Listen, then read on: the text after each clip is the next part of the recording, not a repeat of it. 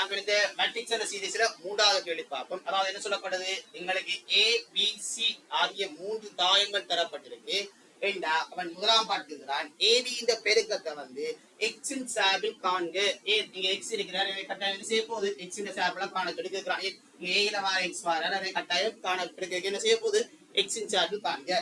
அதே போல அடுத்ததா சொல்றான், இப்படி ஒரு சமன்பாடு பூஜ்ஜியம் என்று தந்தான்டா அங்க இருக்கக்கூடிய X காண சொல்லி கேட்கிறான். அப்ப நாங்க முதலாம் பாட்டுக்கு போவோம். ஏபிய காணணும். என்ன ஏபிய காணலாம், எங்களுக்கு ஏ தாயம் தெரியும், அப்ப ஏ தாயத்தை போடுவீங்க. அதே போல பி தாயம் தெரியும், பி தாயத்தை போடுவீங்க. 2 தாயத்தை பெருக்கணும்டா கட்டாயம் எங்களுக்கு என்ன தெரிஞ்சிருக்கணும், முதல் பெருக்கக்கூடிய மயாக்கள் இருக்கிறார் தெரிஞ்சிருக்கணும். என்னென்ன பெருக்கக்கூடிய மயாக்கள் இருக்கிற இதுல என்ன பாப்பீங்க, எத்தனை ரோ இருக்கிற ரோன்றது கிடையா இருக்கக்கூடிய 2 ரோ இருக்குது.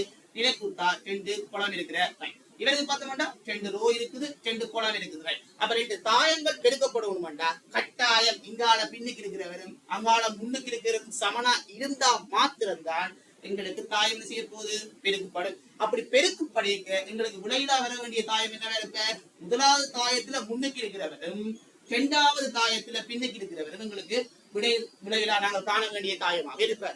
அப்ப என்ன செய்ய போது கட்டாயம் 2 தடவை 2 தாயம். அப்ப நீங்க வேணும்ட்டா டொட் வச்சீங்கன்னா சுகமா கண்டுகொள்ளலாம். அதாவது என்ன 2 கிடையா வர போது ரோ, அதே போல 2 நிலை குத்தா வர போகுது. மொத்தம் 4 மூலகங்களை காணணும். எந்த காணுவீங்க, முதலாவது இருக்கிறார். அப்ப முதலாவது ரோவுல முதலாவது குளமா இருக்கிறாங்களா பெருக்கி போட்டு கூட்டுவீங்க.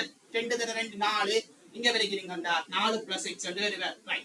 அதே போல அங்க வரைக்க முதலாவதுல 2வது இருக்கிறார், முதலாவது ரோவுல 2வது கோலமா இருக்கிறார். அப்ப 2 தடவை 1 2 இவரை பிரிக்கிறீங்களா 2 + 4x வருவ. இவர் 2 பாத்தீங்கன்னா 2வதுல முதலாவது, அதாவது 2வதுல முதலாவது 6 6 மட்டும் 7. அப்ப இவரை பாத்தீங்கன்னா 2வதுல 2வது காணணும். எனவே 2வதுல 2வது பாத்தீங்கன்னா 3 3 4 7. அப்ப முடிஞ்ச வரை வந்து நாங்க சுருக்கிட்டோம் ஏபிய. கேட்ட கேள்வி ஏபிய வந்து எக்ஸ் இன் சார்பில் காண சொல்லி நாங்கள் எக்ஸ் இன் சார்பில் காணிட்டோம். அடுத்த வாரம் என்ன சொல்றாங்க, 2வது இப்படி சமன் 0வாக இருக்கக்கூடிய மாதிரி ஒரு சமன்பாடு வந்தானண்டா எக்ஸ் என்ற பெருமானத்தை காணுங்கள். அப்ப பி என்ற தாயம் இப்படி இருந்துச்சுண்டா பி என்ற டிரான்ஸ்வர்ஸ் என்ன செய்வோம், அங்க கிடையா இருக்கிறவரை இங்க நாங்கள் நிலைக்குத்தா எழுதுவோம். இங்க கிடையா இருக்க 1 4 இங்க நிலைக்குத்தா வருவேன். பி வந்தாச்சு. ஏ டி என்றது நாங்க செய்து கொள்ளலாம். ஏடி என்றது அங்க கிடையா இருக்கிற 2x இங்க நிலைக்குத்தா வரும். அங்க 3 1 இங்க 3 1 வருவேன். இவரை கண்டுட்டீங்க. மைனஸ் சிக்கு பதிலாக நாங்கள் ஏற்கனவே தந்திருக்கிறான் 3x - 2 7 7 - x அங்க 7 0. முடிஞ்சவரை சுருக்குவீங்க. என்ன இருக்கலாம், முதற்சேதமாய் தான் 2 பெருக்கப்பட போய் வித்தியாசமா இவருக்கு 1 ல 1. எனவே இவரை பெருக்கிங்கண்டா 4 + x வருவ.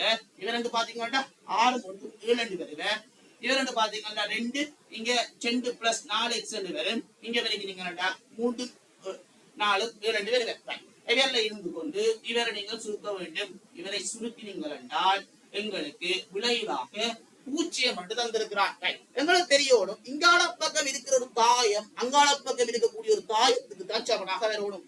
அப்ப இவர் வந்து 2 தடவை 2 தாயம், இவர் 2 தடவை 2 தாயம். 2 தாயத்தை கழிக்க வர்றவர் உங்களுக்கு கட்டாயம் எப்படியான இருக்கணும், ஒரு 2 தடவை 2 தாயமா தான் இருக்கணும். அதாவது பூச்சத்தாயம் என்று பாத்தீங்கன்னா அங்க 2 தடவை 2ஆக இருக்கக்கூடிய ஒரு தாயத்துல இருக்கக்கூடிய எல்லா மூலகங்களும் என்ன இருக்கணும், கட்டாயம் 0 வரணும். அவன் எல்லாமே 0. அதான் 2 தடவை 2 தாயம்.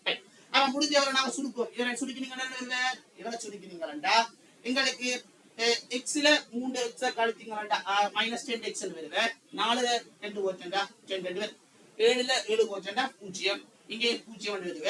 இங்க கழிச்சீங்களா எங்களுக்கு என்ன -5 அங்க கழிச்சீங்களா +5x வருவ.